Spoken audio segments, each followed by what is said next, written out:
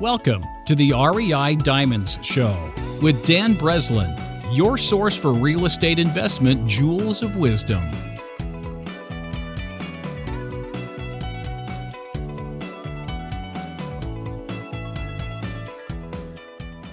Welcome to the REI Diamond Show. I'm your host, Dan Breslin, and this is episode 174 on Jacksonville, Florida turnkey rental properties with Gregg Cohen. If you're into real estate investing and building wealth, congratulations, you are in the right place. The REI Diamond Show is a wide-ranging conversation of all things real estate investing.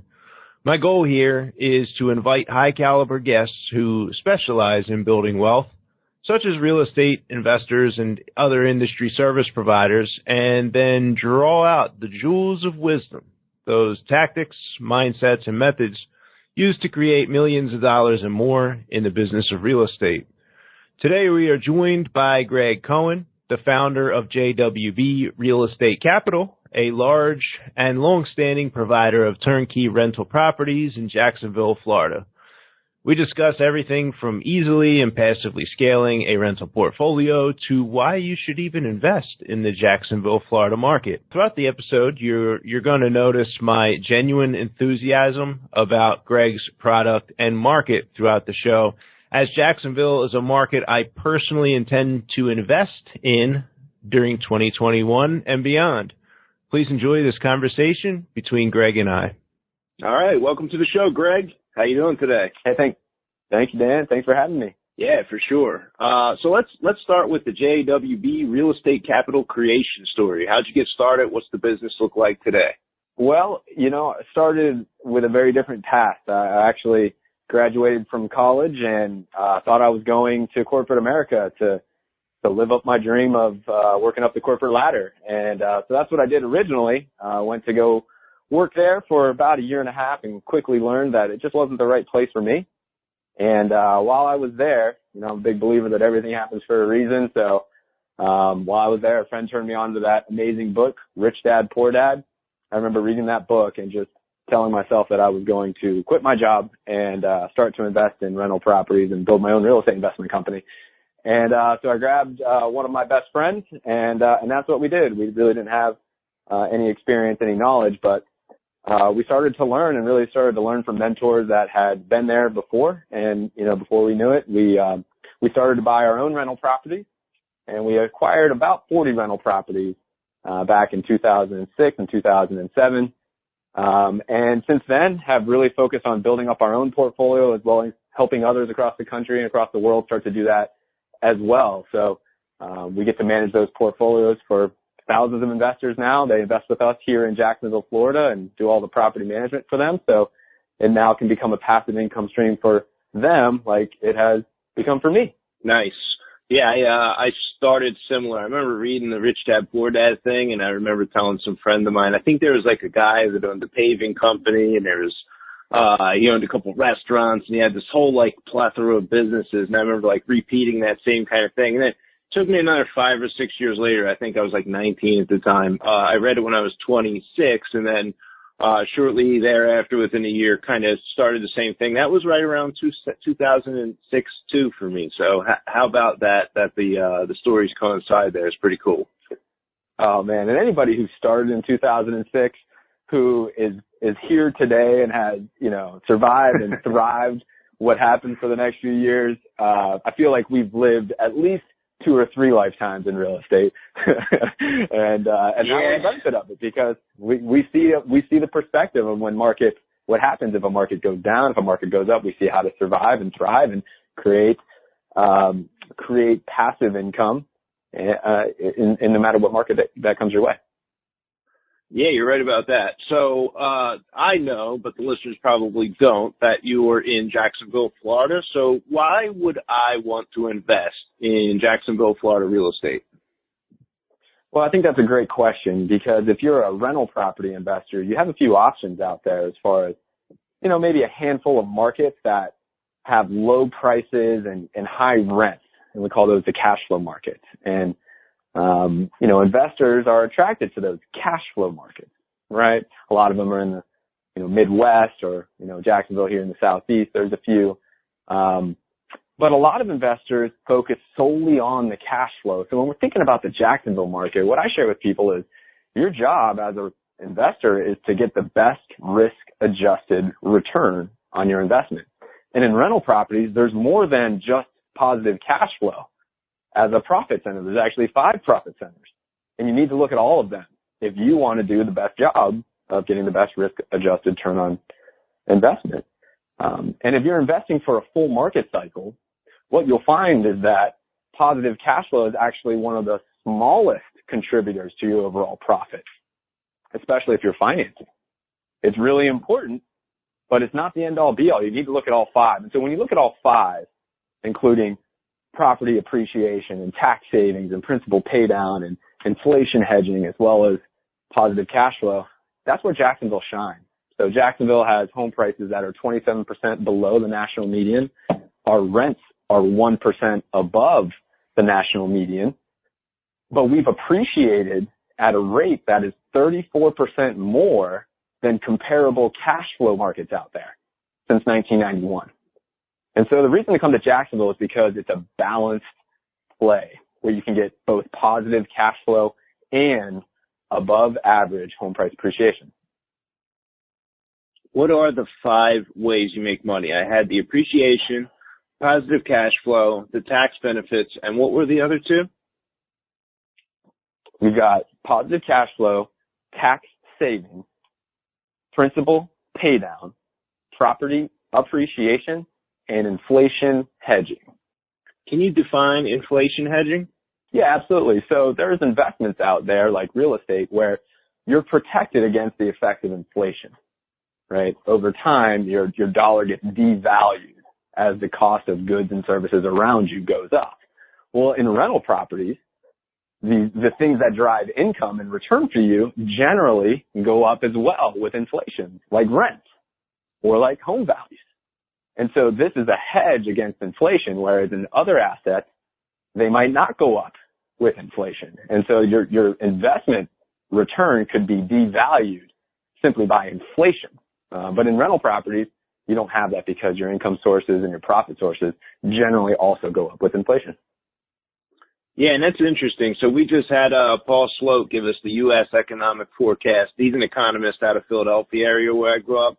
And one of his things, we got into the 5 to 10 year time horizon. He said, it's probably going to be a decade of big inflation. And my action item, Greg, was, okay, I'm glad I bought the rental properties that I bought, and I got to buy some more for that very reason that you just talked about.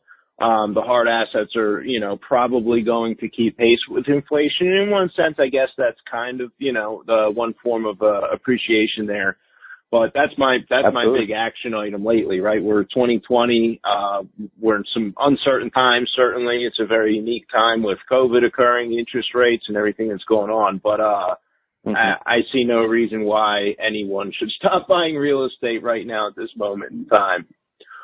Yeah, and inflation is your best friend as a rental property investor, assuming you take out debt as well, because then the effects of inflation actually work even more in your benefit. Because what happens is, in addition to your rental income going up and your home price appreciation generally keeping pace with inflation, so you're sort of protected there against inflation, what also happens is the debt that you borrowed, because you're paying it many years down the road, you're paying it back with devalued dollars.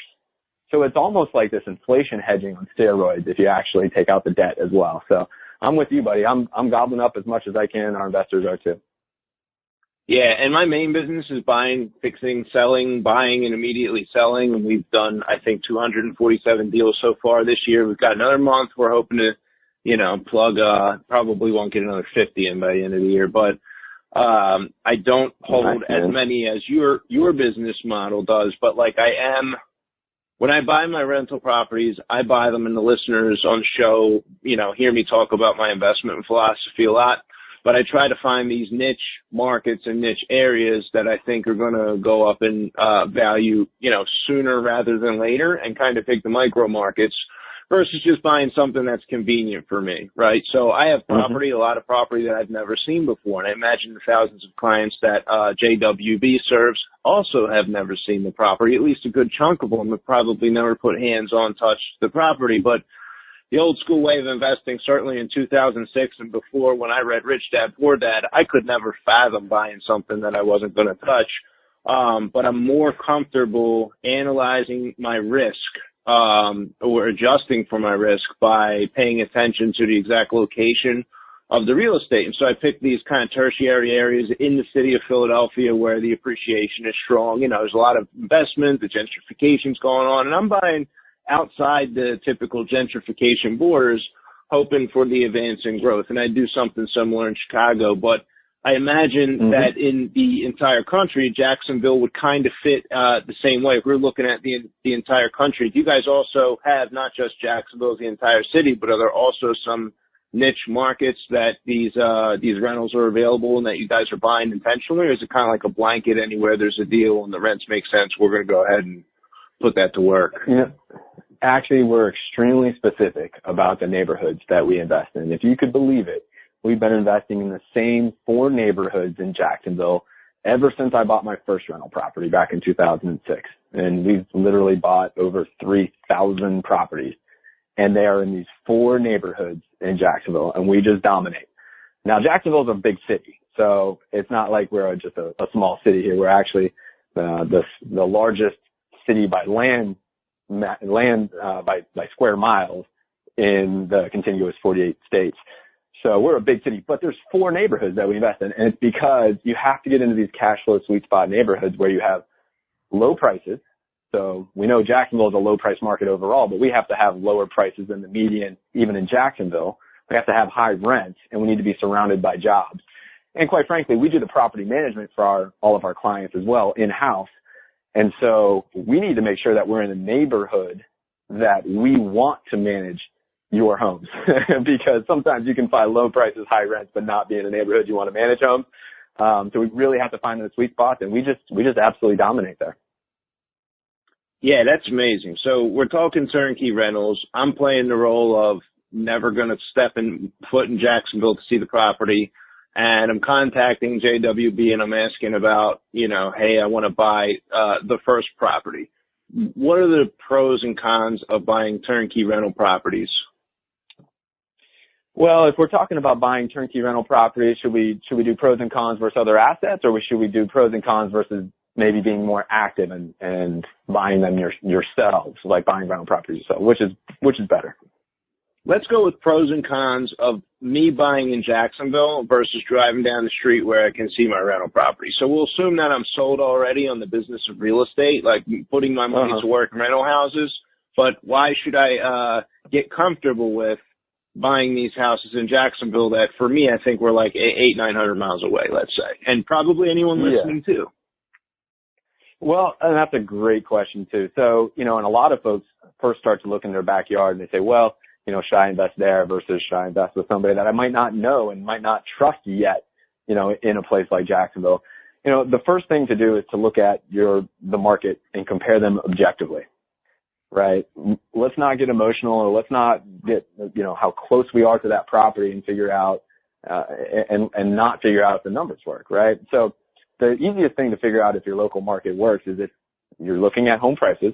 Go and see if you have below median home prices compared to the U.S.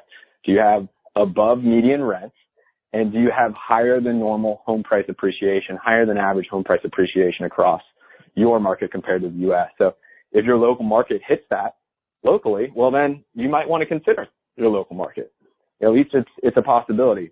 But then the next thing is you got to figure out what's more important to you, right? If you're going to be the person who's out there finding the property, renovating the property, right? Managing a contractor, maybe doing your own property management, or at least kind of finding your own property manager, and doing all that. You are going to spend a lot of your own time doing it. And you're also going to have teammates that might not all have the goals aligned with you or with themselves. And so what you set yourself up for is the normal way that people invest in rental properties, which is it's challenging. It's hard. Your property manager might not see it the same way the realtor you worked with to buy the property sees it. And so they have different numbers, and ultimately you might be stuck in the bag. And this is what's really kind of kept people away from rental properties in the past. Dan, I was looking up a stat on this was a Gallup poll. Would you believe this? They asked investors, what do you think the best long-term investment is for you? And they compared real estate, stocks, bonds, CDs, gold, all that. Real estate was the most popular choice by far. So everybody said real estate was the most popular choice. Then they asked those same investors, what do you have in your own portfolio? And out of that, real estate was not the number one choice or the number two choice, the number three choice, or the number four choice. It was the fifth most popular choice behind gold and behind bonds and behind CDs. I mean, wow. So what that communicates to everybody is that people think it's hard, and people haven't had a good experience doing it the normal way. So pros and cons. If you're going to do it yourself, first make sure the market works. If you're going to do it yourself, you're going to put a lot of work into it, most likely. And now that's on the con side. On the pro side, you may be able to get a better deal, right? You may be able to find something under market value, and that may make the returns better for you. You might have some more risks and whatnot, but that would be on the pro side. If you're going to do it the turnkey route, you've got to put your time and your due diligence to make sure that partner is somebody that you can trust, somebody whose goals align with yours, that they're making more money when you're making more money. And, the pros to it is that, number one, you can get a great return on investment. Number two, it's scalable, right? You can build a portfolio of 3, 5, 10, 20 rental properties and still have your day job, and not spend hours each month managing it. And then what this can do is just create a more well-balanced overall financial portfolio for people. Most people just have way too much money in the stock market. They're too susceptible to variations there. And if you can invest in a turnkey rental property or a portfolio of turnkey rental properties, now you can create a portfolio that is balanced and has a consistent asset class in there that's not tied to the stock market. And, that helps a lot of people sleep better at night.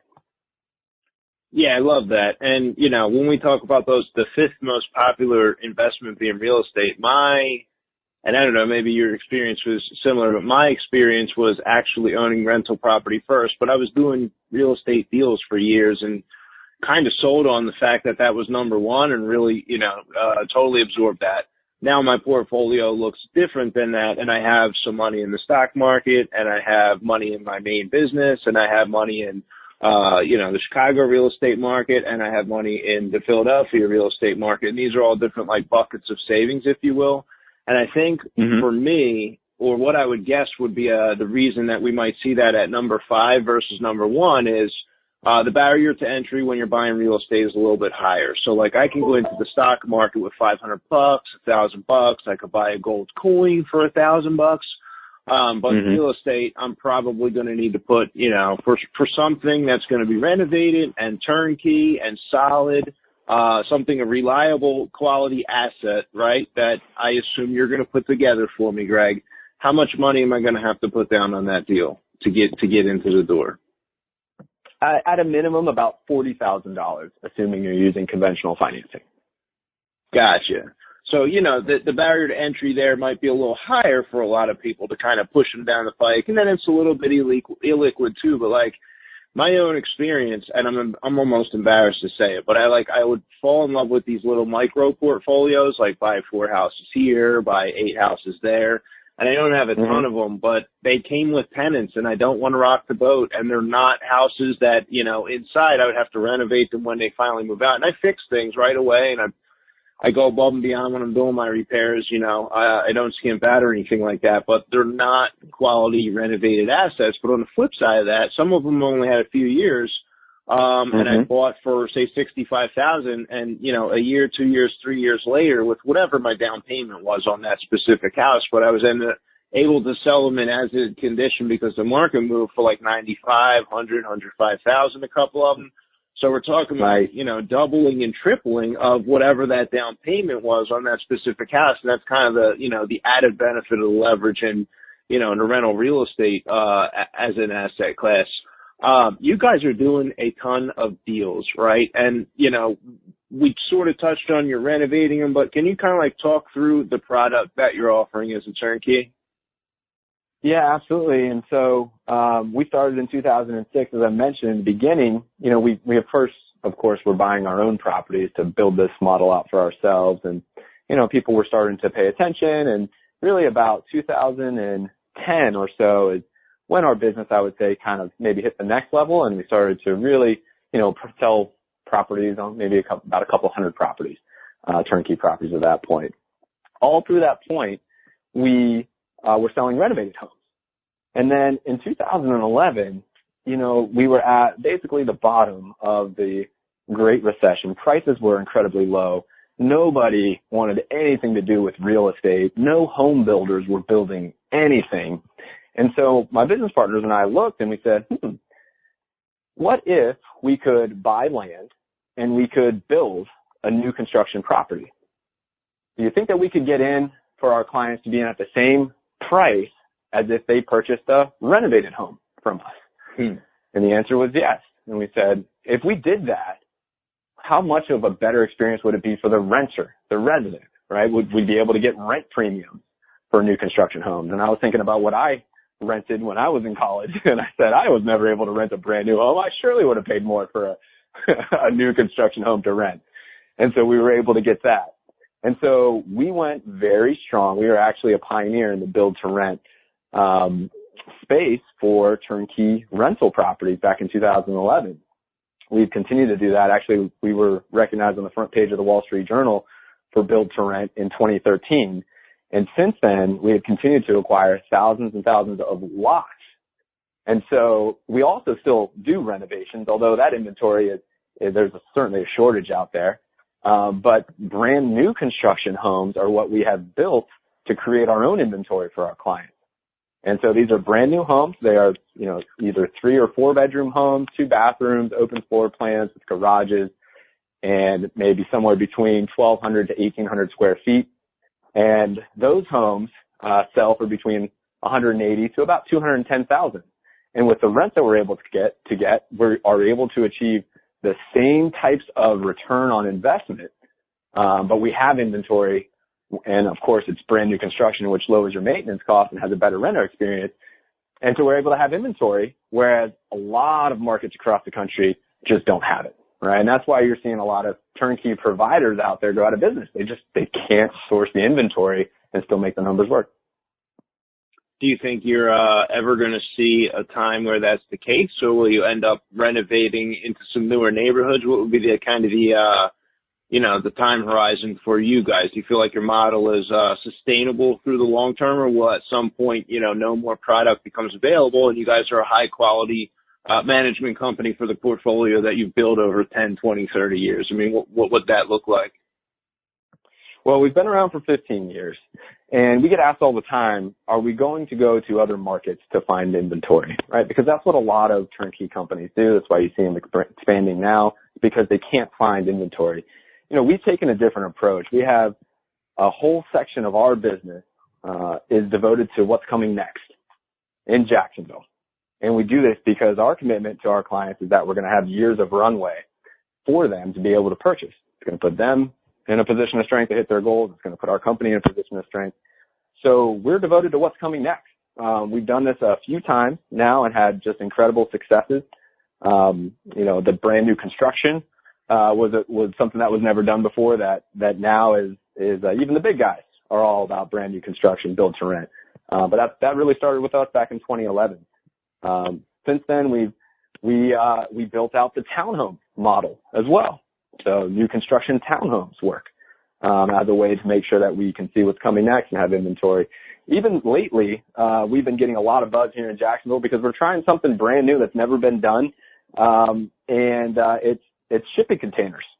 So we built our first brand new shipping container apartment in downtown Jacksonville, and we're out there looking for ways to make sure that we can continue to source inventory and to lower build costs and to be green better for the environment. And so we just built our first brand new shipping container apartment. So we're an innovator, and our commitment is to stay here in Jacksonville. And in order to stay here in Jacksonville and to continue to provide a runway for our clients, we have to be on the verge of what's coming next. So to answer your question, no, that's our charge, is to make sure that we don't run out of investment opportunities for our clients. And we're not. We've built our business around making sure we're a few steps ahead. So we were introduced by a mutual friend, Jason DeBono, and he was telling me about Florida, and I love the Sun Belt part of the country for long-term investment, right? It's not just COVID hit and everyone's moving from New York City to Florida now. Like, this has been going on for decades and decades, with a small hiccup back around that 2006 to 2010 era. We probably would have seen like a leveling off, or everyone was kind of staying put there. But the population and job migration alone makes Florida, in my eyes, a good place to buy real estate. And so when he introduced us and we got talking, he started telling me about the build new construction. I'm thinking, okay, I'm going to be getting some of this product myself. And I have a deal coming up where it's one of those rentals I was talking about a moment ago, Greg. And she's moving out there like any day now. So I'm going to sell it, and the gain is probably going to be 40 or 50 grand. And so I'm just doing the math. I'm hoping I can do a 1031 exchange and then get into something here with you guys, timing wise, right away. Is that realistic, or are the new construction deals kind of like you got to put a deposit down and wait like 6 to 9 months for delivery? Like, what does the actual buy process for your inventory look like as far as timeline for your clients? Another really great question. So many people, if they do source their own inventory, if they do build new construction, they sell it pre-construction to the client, which for you in your example, right, you don't want to sit around and wait 9 months after you put a binder deposit down to collect cash flow, right? That doesn't do anything for you. So to answer your question, no, that is not the case with JWB. We build the homes prior to our clients ever seeing them, so that when when we would be able to talk with you about helping you buy your first property in Jacksonville, that house is already going to be built. It's already going to have a resident in place. So it's literally right there, so you can be cash flow positive from day one, and you don't have to wait that 6 or 9 months like many folks have to do. That's interesting. So do the tenants typically stay in your property? Like, how long is the length of stay? Are they 3 years, then they move 5 years? You've got 15 years worth of data there to kind of know what the average is. Yeah. And is the average different on the new construction versus the renovated properties? Our average length of stay is 54 months, which is just incredible. Not enough investors pay attention to average duration of length of stay, but it is the single greatest determinant to your success as a rental property investor. If you're a buy and hold investor, right? The longer your residence stays, the less maintenance costs, the less vacancy costs, the happier you're going to be. So our average is 54 months. The way that we do that is because we don't sign 1-year leases. You know, Dan, most property managers out there only sign 1-year leases, but if you need to get people to stay years and years and years, that's the single greatest determinant. Like I've learned with my own rental property portfolio, if you only sign 1-year leases, then you're just hoping that they re-sign every single year. You know, what we do is we sign 2 or 3-year leases. We don't offer 1-year leases. And so that makes it a lot harder for us to source residents. And we still get rent escalation as well as a part of the built-in 2 or 3-year lease. So that's how we can really win together, is making sure that property management serves the goals of the rental property investor. And unfortunately, most property management companies just don't do that. You know, so signing a 1-year lease is not the best thing for you as a rental property investor, because if that person moves out, you've got costs to go back into the house to fix it up. You've got tenant placement fees to pay that property manager again. And you got to still, of course, pay the mortgage while it's vacant. So yeah. And then your other question about, is there a difference between new construction and existing homes? No, we haven't seen the difference as far as average duration of length of stay. Gotcha. One of the things that I think, you said a few moments ago, like before this question, but our own investment, right? My company, Diamond Equity Investments, we strive to kind of make a dent in the universe in a small way of each neighborhood where we do business. And we're concentrated in Philly, Chicago, and Atlanta, and we do like a 2-hour radius. So we don't have the same local impact that it sounds like you do in the 4 neighborhoods in Jacksonville. Although we are still making an impact, it's kind of like, it kind of feels like we're pouring water on, like a forest fire kind of, right? A little bit. And all of us real estate investors who are investing capital and we're bringing properties back to life, we're all doing that. That's kind of our function and our role. We take the risk with the capital, we get the reward. But I like the idea of being a part of JWB's kind of, you know, the impact and your commitment to stay local in Jacksonville and figure out, okay, what is next? And now all of a sudden, you know, it's new construction filling in these lots that were just vacant. And what's next after that? And you kind of got these shipping container apartment things coming, and that drive for innovation and commitment to the local. I think that's really cool. I mean, that's intentional, right? Well, absolutely. I mean, you're talking about the effect that we as real estate investors can have on communities, and it is so impactful. I mean, it's not like you have to be in business for 15 years or go as strong as we do in our specific neighborhoods to see the impact, right? I remember when we were first starting, I mean, there were, you know, 2 houses that we bought on the same street. I still remember this. And, you know, we bought those houses and we turned the 2 eyesores on that street into wonderful homes. And this was way back when we were starting. So anybody can have this type of impact. And that changed that street dramatically. We had residents on that street thanking us because their kids felt safe going out to play on that street where they didn't before. And, you know, the longer that you're in this game, the bigger the platform you have to make positive change like that. So we feel really blessed to be a big contributor to it here in Jacksonville. And I know, Dan, I'm sure you feel the same way. You know, we're all just trying to make a dent here and bring some positivity to the communities. And renovating and building new construction is one of the best things we can do. Yeah, for sure. For sure. We literally are, you know, to the neighbors who have that adjoining parcel, to the house that you, Gregg, or you, the listener, are investing the capital, are losing sleep about when the weather changes, the hurricane comes, or the pipes are freezing. You got your construction materials in there. But, you know, you put all that aside, you know, you've made the investment and you saw the deal through all the way. And, you know, how much better does that neighbor feel? Even if they don't come out and say, oh, thank you, this is great. And they're probably yelling at you for all the noise over there, cursing you at some point. But, like, you know, the end product is either some family moves in there, they're now celebrating the holidays there in this nice, you know, renovated house, or the homeowner that actually bought the property. I mean, think about the emotional charge of buying your first home that your family's going to move into. Like, these buyers are dreaming, hoping that you're going to accept their offer. You know, you make the offer, They're stressed about the home inspection. They're hoping the deal doesn't blow up. They finally go to settlement and they move in, and man, there's not much like that. Those first couple of weeks when you like move into a new house, usually people are really charged, and we as real estate investors get to be a part of that, and it's really is a cool thing.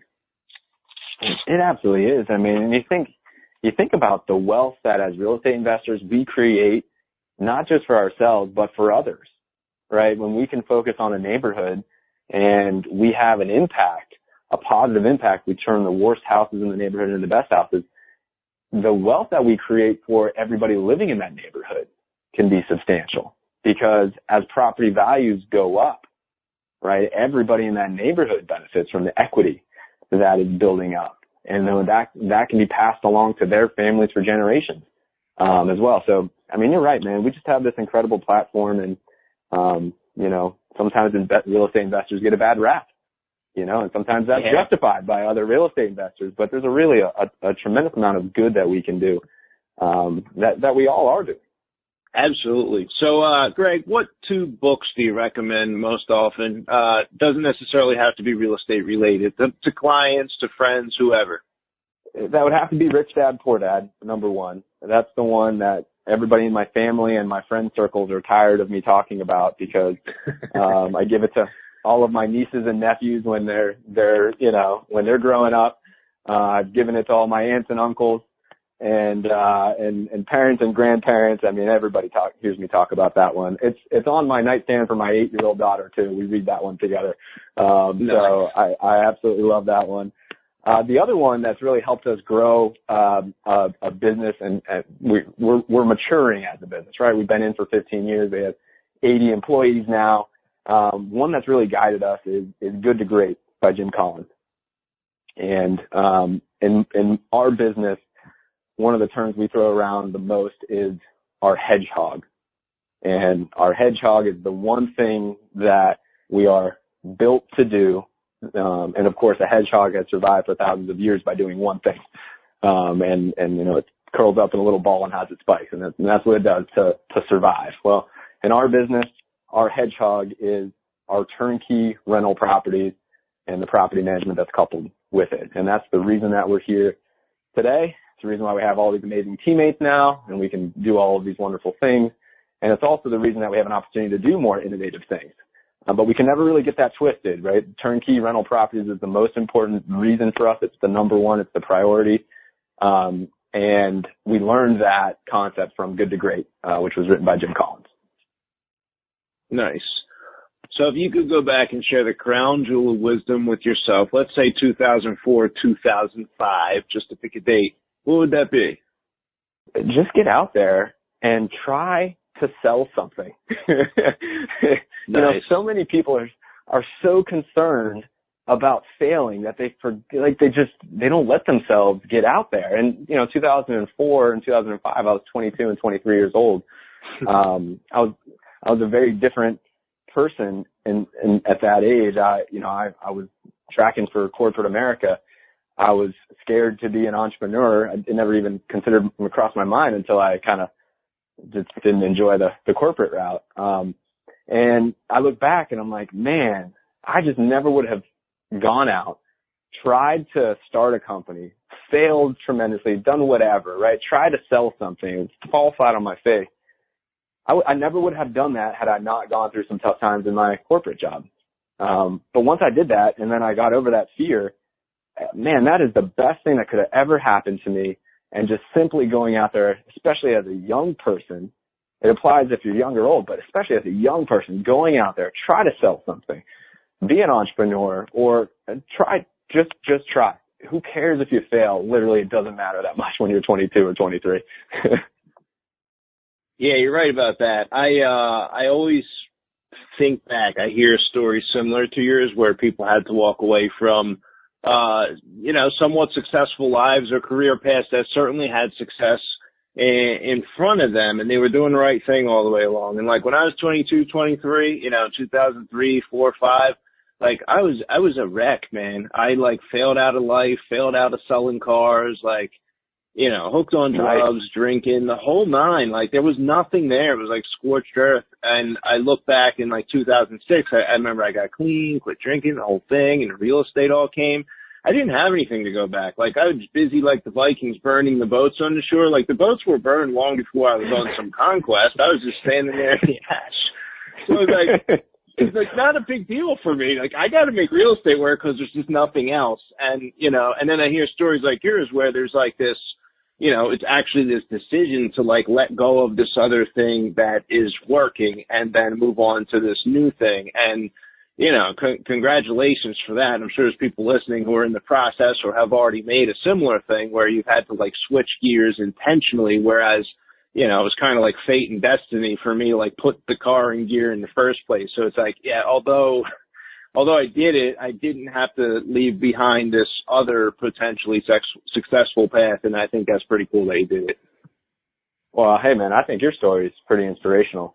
I mean, I think it pales in comparison. My story pales in comparison to your story, and congratulations for working through those things. And for all of us out there, I mean, really, when you choose a path of kind of getting over whatever that obstacle may be, and for me, it was a fear of failure. It's not, the reward is not the money that comes with it. The reward is just the change of the outlook and how you think. I think very differently. I'm sure, Dan, you think very differently now. And it's to a point where you can't go back to being that same person before, but if you hadn't have tried to get out of that place that you were in, and if I hadn't tried to get out of the place that I was in, I would still be thinking that way, So, I love your story, brother. That's pretty inspirational.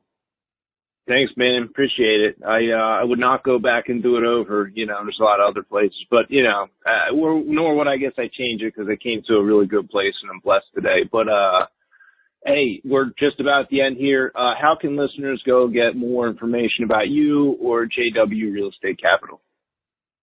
Yeah, thanks so much for the opportunity, Dan. It's been a blast. So if anybody would like to learn a little bit more about what we do and how to invest with us here in Jacksonville, Florida, you can go to our website, which is JWBRealestate.com.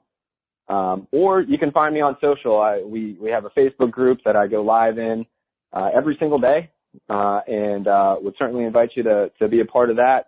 You can go to our Facebook group at jwbfacebookgroup.com. All right, cool. Well, hey, I appreciate you closing out the distractions. I know you're a busy guy, Gregg. I had a blast. I'm sure the listeners did too. Thank you for coming on the show. My pleasure, buddy. Thanks. Off-market real estate deals. All of us real estate investors covet that rare, profitable off-market real estate deal, often bought with very little competition. The problem is many investors futilely try to develop their source of off-market deals through real estate agents or wholesalers, only to become frustrated when they discover that they are not the only buyer in that real estate agent or wholesaler's network. The only real way to have a consistent source of off-market real estate deals is to develop a business of attracting those deals. Enter the REI Deal Machine. Originally developed as a resource for high-volume investors to build teams of drivers who are literally driving their market looking for rundown and distressed property, the REI Deal Machine simplifies the process of route tracking, lead generation, and literal push-button marketing to allow you to focus on the highest value skill set a real estate investor can build, and that is negotiating profitable real estate deals. For a limited time, you can register for free access to the REI Deal Machine at reidealmachine.com. You'll have a chance to play around with the system, take a demo, and actually begin using the app at no cost. So go register free right now at reidealmachine.com. And thank you for tuning in to this episode of the REI Diamond Show. Remember to review and subscribe on iTunes or whichever podcasting app you're using. Just search REI Diamonds and click subscribe.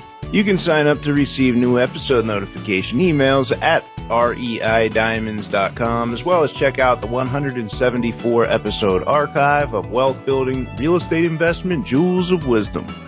I've made millions of dollars by using the wisdom shared on the REI Diamond Show over the last few years, and I hope you do too.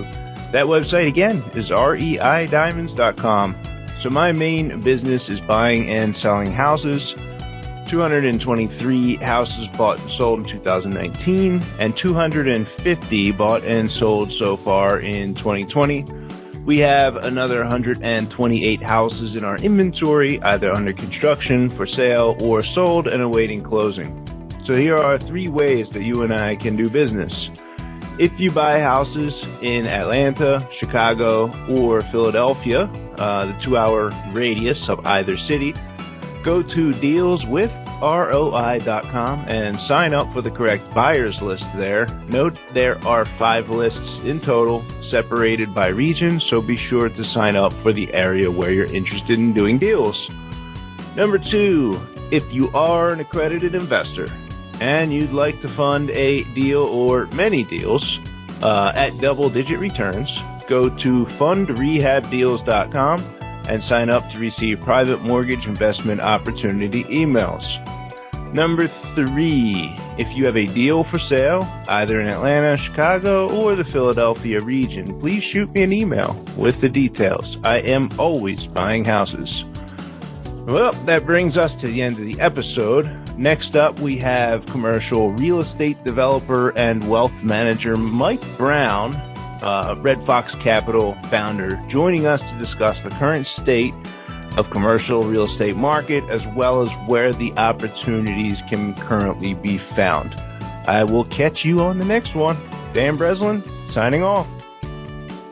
Thank you for listening to this episode of the REI Diamonds Show with Dan Breslin. To receive email notifications of new weekly episodes, sign up at www.reidiamonds.com.